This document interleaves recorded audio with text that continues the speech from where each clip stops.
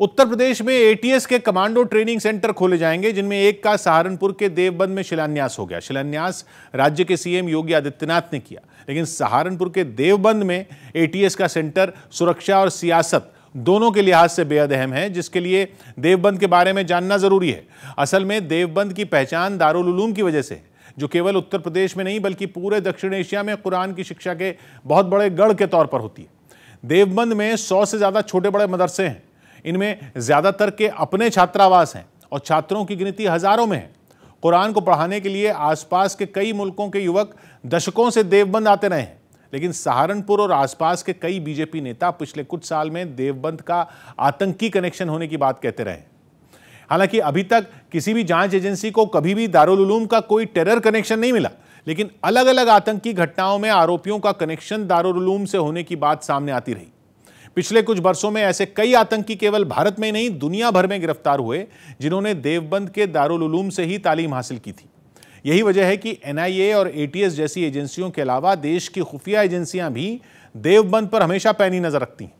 2019 में जैश-ए-मोहम्मद के कुछ आतंकियों को यूपी एटीएस ने गिरफ्तार किया था, जिनका ताल्लुक इसी मदरसे से था और उन्हें पुलवामा में सीआरपीएफ की बस पर हमले की पहले से खबर थी। पहले दिसंबर 2018 में एक साथ 13 संदिग्ध आतंकियों को गिरफ्तार किया गया था और सभी की शिक्षा देवबंद में हुई थी। इंडियन मुजाहिदीन के एक आतंकी एजाज शेख ने एक बार एजेंसियों को पूछताछ में बताया था कि उसके तीन साथी देवबंद में छात्र बनकर रह रहे हैं। 2019 में अफगानिस्तान में एयर स्ट्राइक में अलकायदा सरगना आसिम उमर की भी पढ़ाई देवबंद में ही होने की बात सामने आई थी। लेकिन कट्टरपंथी विचारधारा के लिए पहचान रखने वाले देवबंद पर ऐसी खबरों का कभी कोई बड़ा असर नहीं हुआ। ऐसे ज्यादातर फतवे देवबंद से ही जारी होते हैं, जिन्हें देश में कट्टरपंथी सोच के दायरे में रखा जाता है। अब उसी देवबंद में कमांडो तैयार करने का काम किया जाएगा। मतलब यह कि कट्टरपंथी सोच के गढ़ देवबंद में अब कमांडो तैयार करने की योजना है।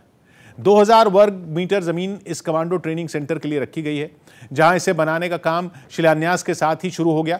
सहारनपुर का देवबंद यूपी में ऐसी जगह पर है जहां से उत्तराखंड और हरियाणा दोनों राज्यों की सीमा पास है।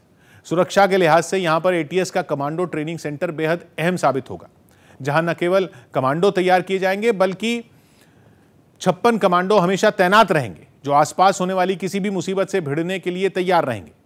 देवबंद समेत यूपी के 12 ऐसे शहर हैं जहां इसी तरह से एटीएस के कमांडो ट्रेनिंग सेंटर खोले जाएंगे, लेकिन इनमें सबसे पहले शिलान्यास देवबंद का ही किया गया है। जिन शहरों में ये सेंटर खोले जाएंगे उनमें ग्रेटर नोएडा, बहराइच, आजमगढ़, अलीगढ़, श्रावस्ती, मेरठ, मिर्जापुर, कानपुर, वाराणसी और झांसी शामिल हैं।